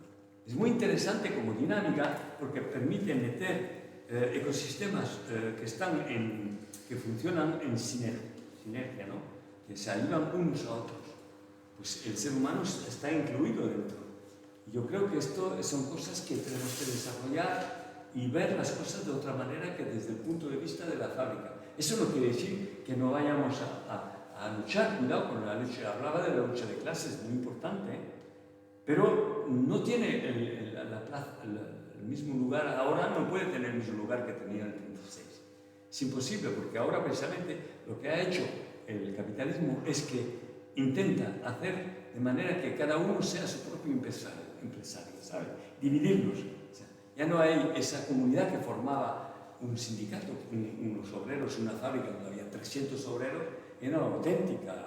Ahora han hecho jerarquías entre los obreros, está la clase media, la clase D, te cuentan también unos cuentos ahí que no veas, ¿no? En realidad somos todos gente explotada por el capital. Ya que ganemos 300.000 o 30.000 por mes, o ganemos, es igual que decir 30.000, ¿qué digo? 30.000 céntimos. 3.000 euros o que ganemos 1.500 o que ganemos 600 euros. Somos explotados todos. Lo que pasa es que con esas diferencias lo que hacen es que nos dividen, ¿no? Y basamos las cosas en el dinero. Siempre esto es el dinero. Tenemos que pasar, yo creo, otra etapa en este sentido, ¿no? Quería comentarte una cosa, si terminaste ya. Sí. Claro. Me gustó mucho tu charla. Yo estoy metida en lo que es la agricultura ecológica desde el 76, pero desde otro punto de vista, desde la salud. Entonces, bueno, pues la importancia que tiene la agricultura ecológica, las dietas vegetarianas, el cuidado de la alimentación, todo eso para mí es mi campo, ¿vale? Entonces mi terminología no es nada política con lo que te voy a decir. Yo creo que todo esto ha avanzado, porque por supuesto que desde el 76, que nadie sabía lo que significaba eso, más tres que existíamos aquí, a lo que hoy en día nadie desconoce el tema, aunque no sepa mucho en profundidad, pero bueno, todo el mundo habrá oído hablar de lo que es la agricultura ecológica, ha avanzado mucho. Tú hablas de que la manera de avanzar o de seguir progresando es a base de colectivo. Y yo no lo veo, pero sin en eso discrepo, que tampoco tengo claro cómo tiene que ser la solución, ¿vale? Solo te digo por cuál es mi duda. Porque al fin y al cabo el colectivo está formado de personas. Las personas son individuales y las personas son, como tú decías, unos tienen un ego o tienen una importancia por su ego, otros por el dinero y otros por lo que sea. Y en un momento dado te puedes encontrar un colectivo estupendo que saca adelante una idea, un proyecto, pero aquello no lo puedes mantener en el tiempo cuando aquella gente desaparece o cuando se van introduciendo otros. Entonces es como buscar la solución por ahí, igual que tú rechazas acabas de decirlo, que de forma individual no se va a lograr nada, la forma colectiva yo tampoco termino de verla. Pues porque siempre en los colectivos que yo he conocido, o no terminan nunca, con buen pie, o tú has tenido también la experiencia que la relataste, y ahí habría que hacer, porque siempre está el que trabaja por ideal, que no saca nada del asunto, pero es lo que él cree, y después están los que van a por la parte más interesante de su ego o del dinero. Con lo cual siempre estás echando el trabajo encima de los mismos, de los que no les importa trabajar y echar horas porque es un ideal que tiene.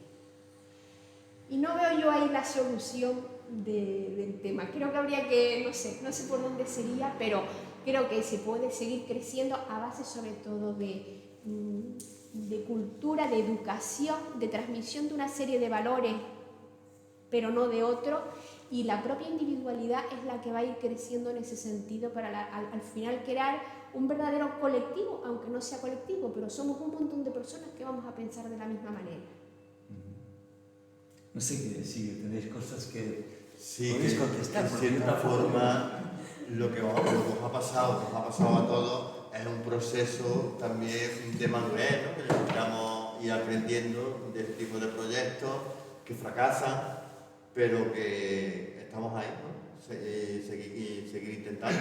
Con la edad yo sé que nos vamos quemando, se nos van quitando las ganas, tenemos menos capacidad de aguante, de aguantar tonterías sobre todo, pero yo creo que es el proceso de aprendizaje. Yo creo que es muy difícil entender. Yo, por ejemplo, si lees el libro, por ejemplo, verás que no olvido ningún detalle en este sentido de que si queremos crear algo, efectivamente tenemos que desarrollar las individualidades, pero tenemos que saber a dónde vamos, qué es lo que queremos, cómo pensamos que se puede organizar localmente, podemos organizarnos, ¿no? Es importante esto porque si no lo vemos claro, entonces no vamos a poder desarrollar ese movimiento. Ese movimiento implica también una capacidad, un desarrollo de la individualidad de cada cual, pero puesta al servicio de los demás. Y eso cuesta porque no tenemos esa referencia inmediata. Por ejemplo, cuando vemos la historia del movimiento anarquista aquí en el Estado español, cuando vemos que se heredaban los valores, eran familias ya, de una familia a otra, pues se iban pasando esos valores. E incluso no solamente pasando, sino que se iba ampliando la capacidad y poco a poco iba haciendo como una mancha y se iban agregando más personas a esos proyectos. Y eso no era algo que estaban soñando solamente, lo estaban viviendo. Y cuando vives esas cosas, entonces vas contaminando a los demás, en el buen sentido de la palabra. Vas comunicando esa alegría de hacer las cosas con los demás y deshacerte de esos egos que hacen que a veces pues tropezamos los colectivos en un límite. Pero bueno, para una cosa concreta, que es que yo no estoy muy informada. Mañana hay una manifestación, ¿no? Sí, a las 11, en el Parque San Telmo. Salvar Chirasoria. Mañana. Y bueno, a ver un poco de ustedes si me aportan, que lo tienen muy claro, ¿no? ¿De estar a favor o estar en contra de esa manifestación te refería?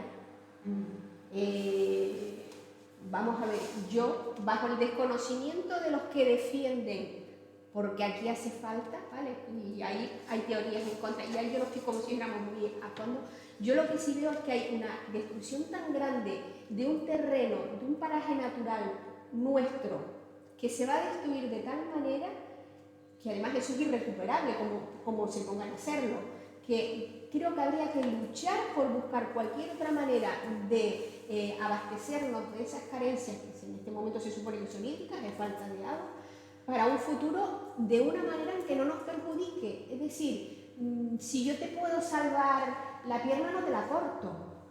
Si yo le puedo dar agua a esta tierra de otra manera, y creo que hay voces que dicen que se puede hacer de otra manera, lo que no voy a hacer es dejar que destruyan un 13% de la isla de Gran Canaria por construir algo que yo creo que en este caso es ego y dinero. Vale, bajo lo que yo no he profundizado, pero yo tengo esa sensación de que aquí no hay sino una cuestión simplemente de que muchos se van a llenar el bolsillo, de que otros se van a echar laureles encima y de que a nosotros nos van a destruir nuestro terreno. Es increíble. Y más allá del debate de la cuestión técnica de cuál es la infraestructura más eficiente para acumular y almacenar energía, yo creo que estos proyectos eluden la principal pregunta, que es qué energía queremos tener, cuánta energía queremos utilizar. Porque ahora parece que estamos proyectando que vamos a seguir creciendo indefinidamente y por eso tenemos que seguir construyendo macroinfraestructuras que nos den viabilidad a seguir consumiendo una cantidad ingente de energía en el futuro de una forma distinta como lo hemos hecho hasta ahora. A lo mejor si nos lo planteamos, no necesitamos Chira-Soria porque no necesitamos la energía que es capaz de acumular. Y la segunda cuestión respecto a Chira-Soria es no solamente si vamos o queremos o no utilizar esa energía, sino cómo se va a llevar a cabo ese proyecto, si es un proyecto que nace de la autogestión, que nace de una democracia directa, aunque sea imperfecta, pero que nazca realmente de una voluntad, de un proyecto político local, o si nace realmente de una serie de empresas que van a sacarle rentabilidad al proyecto y que lo que van a buscar es lo que decía antes Marisol, que es ganar dinero. Entonces, no cumple ni el principio de autogestión, o sea, no es una cosa nuestra, y tampoco es una cuestión que se plantee de cara a cubrir nuestras necesidades.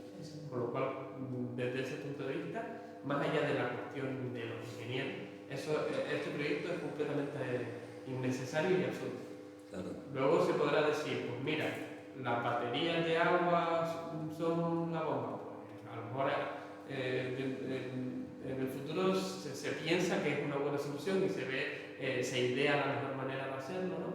Porque también tenemos otra cuestión, es decir, los seres humanos nos relacionamos con el paisaje y lo hacemos de forma siempre imperfecta. Siempre que pisamos, rompemos donde pisamos. Y a lo mejor tenemos que romper por un sitio para sobrevivir y seguir viviendo aquí.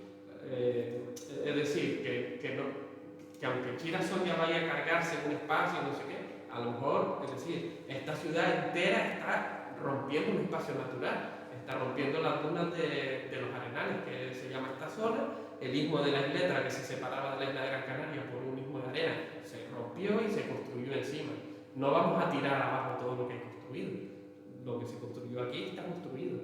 Las casas que se construyen en medio del campo se construyen un montón y se están cargando, y además ahora se construye con poca cabeza porque se construye en los mejores terrenos.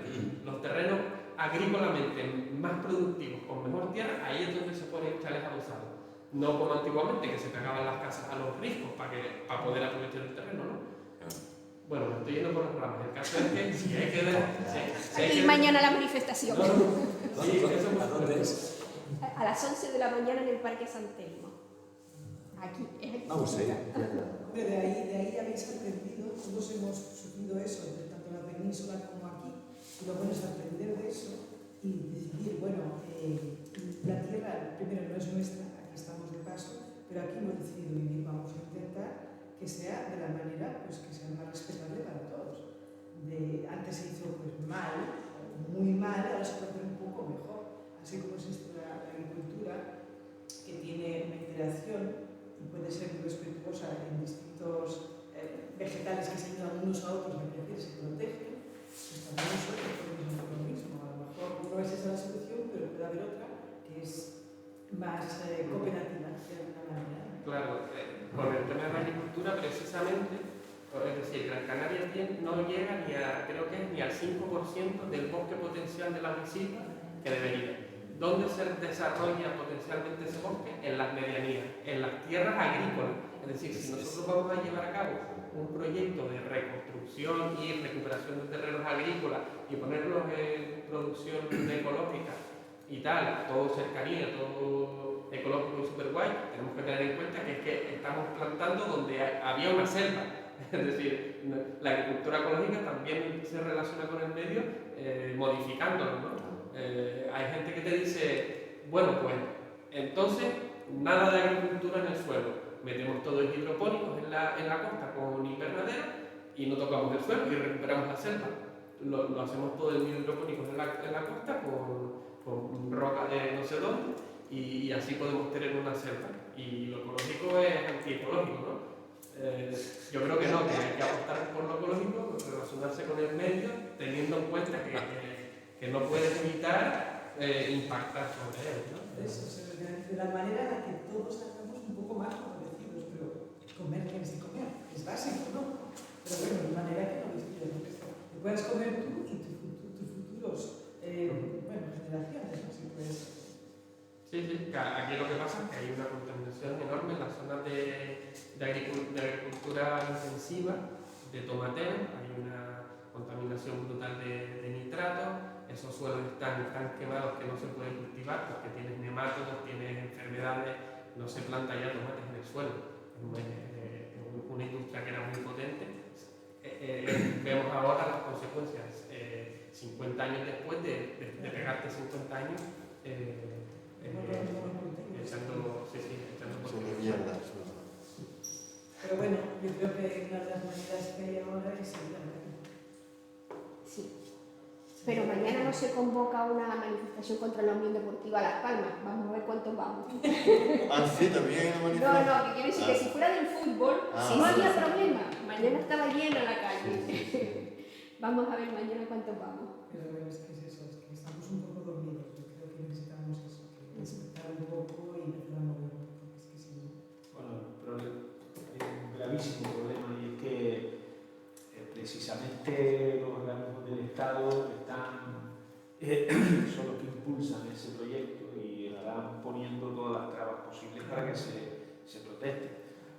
Tú cuando antes nombrabas la parte segunda de tu libro, que las acciones, ¿no?, que hay que hacer y demás, ahora es muy difícil, ahora es una situación muy complicada porque la masa trabajadora, las masas obreras, los trabajadores en general, pues, aunque estén en el paro, aunque estén sufriendo ese tipo de cosas, no actúan, no están, están alienados, ¿no? Entonces, ¿cuál es el problema? Que mi opinión, es que ahora es el momento en que tenemos que las personas que son conscientes tienen que empezar a formarse, porque hay una cosa que yo creo que también está clara y es que un sistema como el que tenemos, sobre todo aquí en Canarias, o sea, en otras partes del mundo la cosa puede cambiar un poco, pero esto va abocado al fracaso, o sea, esto es una cosa que va directamente a la crisis, no queda más remedio que haya crisis. Entonces, claro, hemos tenido una crisis por una pandemia, por una enfermedad, pero se puede tener una crisis por cualquier otra cosa. O sea, ahora mismo con el tema de la guerra de Ucrania, una crisis energética, etc., nosotros podemos vernos con gravísimos problemas. O atómica, como uno de ellos. Bueno, siempre queda todo eso. Entonces, ¿qué ocurre?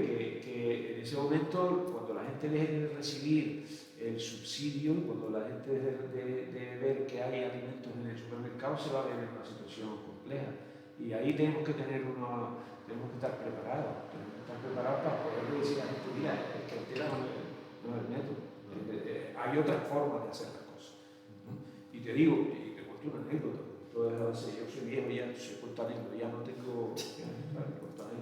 Entonces, yo era asesor de empresas, yo trabajaba para el lado oscuro de la fuerza, ¿no? Y resulta que fui a una asamblea de una empresa que para Canarias es grande, en la península ibérica y tal, pues no es grande. pero aquí sí. Entonces, voy a la asamblea de trabajadores y les iba a explicar sobre todo temas fiscales de la redención y estas cosas. Cuando termina la reunión con los trabajadores, pues yo muy bien, les expliqué todo, todo bien, perfecto, ¿no? Tengo una conversación con un delegado sindical de UGT, cabecilla, ¿no? Dentro de la empresa. Entonces le digo, después de hablar un par de cosas, le digo, bueno, ¿y ustedes qué pretenden? ¿Y ustedes cuál es la pretensión de ustedes? Digo, ¿cómo? Sí, ¿cuál es la pretensión de UGT en el marco de la empresa que estamos detrás? Yo se me quedé un poco así, no, bueno, a ver si conseguimos que se paguen mejor las horas extras o que no sé qué. Me comentó las vacaciones, un problema que tenía con las vacaciones. Digo, ¿eso es lo que ustedes están pidiendo? ¿Eso es lo que ustedes pretenden? Digo, coño, lo que hay que pretender aquí es quedarse con la empresa. Tuve que ser yo el asesor de la empresa que pero ese es el nivel, te lo digo más que nada, porque ese es el nivel que tiene la gente, ¿no? O sea, el tipo de delegado sindical era, además ahora está en la ejecutiva, o sea, ahora ya está en un cargo, y no se le ocurría que la fábrica era de los trabajadores, o sea, que el trabajo era, no se le ocurría, no tenía conciencia, ¿sabes? Entonces, ese es digamos, el material humano con el que estamos contando. Claro. ¿Vale? Si tienes además unas necesidades mínimas cubiertas y tal, que te da igual todo lo demás. Y esto de que ir a Soria mañana, yo sinceramente creo que tenemos que ir, porque sobre todo no por una cuestión del capitalismo ni nada, sino porque no cumple un principio. Yo soy, como podráis imaginar, yo no soy científico ni nada de eso, ¿vale? Yo soy más bien de derecho y cosas así. Pero esto que se pretende hacer vulnera o incumple una cosa que es la primera ley de la termodinámica, que es muy sencilla, que dice que la energía ni se crea ni se destruye, sino que solo se transforma. Porque lo que pretenden es desalar agua de mar, que eso gasta energía, con molinos de generar, desalar agua, subir esa agua a una presa, arriba, subirla, con lo cual usas energía para subirla, el molino, ¿vale? Pero en la subida se pierde agua porque se evapora.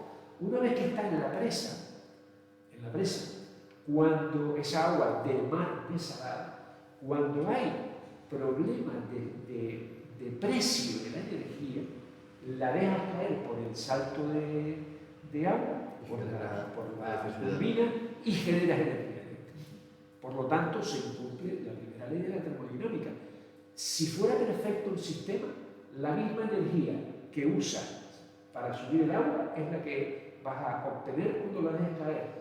Pero vale, eso es lo primero, pero es que no es así, porque gastas un montón de energía en subirla y se pierde un montón por evaporación, por etcétera, ¿no? Con lo cual, eso ya de entrada, yo lo digo esto un poco de coña, ¿vale? Ya de entrada, esto no funciona porque no obedece el primer punto de la primera ley de la termodinámica, no se cumple, con lo cual estamos generando más energía para obtener menos energía. ¿Vale? Vale, pero eso al final puede ser que suceda en la producción de cualquier otra energía. Al final es una pila limpia, entre comillas, de energía que tú estás produciendo limpiamente, en teoría. Pero no rompes todo el paisaje. Eso es a lo que yo iba. Rompes un montón de paisajes para darte cuenta de que habíamos cometido un error y ahora qué hacemos con todo ese mundo de Lo que importa, en realidad, es que las empresas ganen dinero, las que hacen obras. Porque mira, a ver, ¿qué importa al capitalismo en general? No le importa lo que se haga, lo que importa es la valorización del valor, lo que se llama la valorización del valor. O sea, que hagamos juguetes, que hagamos lo que sea, no importa. Es lo que dice Eduardo Galeano, que dice, ¿quieres que os explique el capitalismo lo que es? Mira, las guerras necesitan armas y las armas necesitan guerras, o sea que hay que hacer guerras para vender las armas. O sea, el negocio más importante es las armas. O sea, ¿de qué sirven las armas? ¿Sirven para algo? Sí, para matar. Pero, a ver, no tienen ninguna utilidad. Pues cualquier cosa que hagamos de este tipo no tiene utilidad. Lo importante es ganar dinero. Sí, es que no hay otra. O sea, hay que mirar las cosas de una manera mucho más tranquilo, mucho más. De hecho, es que hay una concesión. Hay una lógica que es el dinero. O sea, Sí, no, es que está muy claro, además, es que hay una concesión, una empresa que se llama Red Eléctrica Española, que está participada por otras empresas y tal grandes, otra el señor este de Inditex y tal, y ahí es una concesión de 75 años para la gestión de las aguas de Chile. O sea, esta empresa va a ser la que decida sobre el agua que va a estar embalsada en esas dos presas. Esas dos presas son las más grandes de Gran Canaria, que no se han llenado nunca se han podido llenar por la lluvia, son muy grandes. Pues estos señores son los que van a decidir sobre esa agua. En Canarias tenemos un régimen de la propiedad del agua que es muy peculiar. O sea, aquí no es distinto del que hay en el resto del Estado español, porque aquí desde la época de la conquista el agua es propiedad del que alumbra el agua. En España no es así, en España el agua es pública. Aquí no, aquí hay una propiedad muy clara. Y entonces estos señores les van a dar la propiedad de toda el agua que está en las presas durante 75 años. Es una serie de disparates uno detrás de otro. Afortunadamente está creciendo la conciencia. Hemos visto, tú vienes de Tenerife ahora, ¿no? Has visto que allí nombraste algo de Cuna del Alma, ¿no? Que llaman, que están encadenados a las máquinas allí, nos dijiste algo de encadenado. Parece que está habiendo un poco de conciencia y parece que esto de Chile Social se está moviendo mucho. Yo lo que no sé, desgraciadamente, es que si es solo de las redes sociales, porque las redes sociales tienen un peligro y son muy desmovilizadoras. O sea, todo lo que está en Internet está muy bien en Internet, parece que somos un montón,